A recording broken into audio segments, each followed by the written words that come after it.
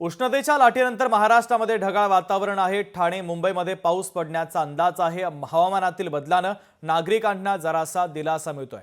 हवामानामध्ये जरासा गारवा निर्माण झाल्याने नागरिकांना दिलासा मिळतोय। ढगाळ वातावरण सध्या ठाणे आणि मुंबईमध्ये आहे, तर पाऊस पडण्याची शक्यता देखील आपल्याला देण्यात आलेली आहे।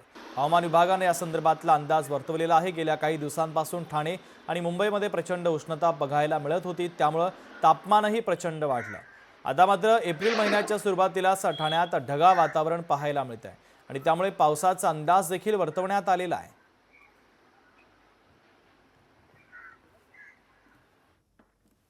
गेल्या 3-4 दिवसापासून ठाणेकर प्रचंड उष्णतेने हैराण झाले होते। ठाण्यातलं टेम्परेचर जर बघितलं तर जवळपास 40हून अधिक टेम्परेचर हे गेल्या 2 दिवसात आपल्याला बघायला मिळालंय। पण मात्र आज सकाळपासून जे वातावरण जे आहे ते वातावरणात प्रचंड बदल आपल्याला बघायला मिळतोय।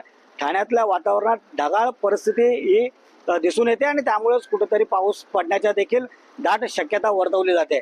या वातावरणाच्या बदलाचा नागरिकांना फटका बसू नये त्यासाठीच नागरिकांनी आपल्या तब्येतीची काळजी देखील घ्यायला हवी।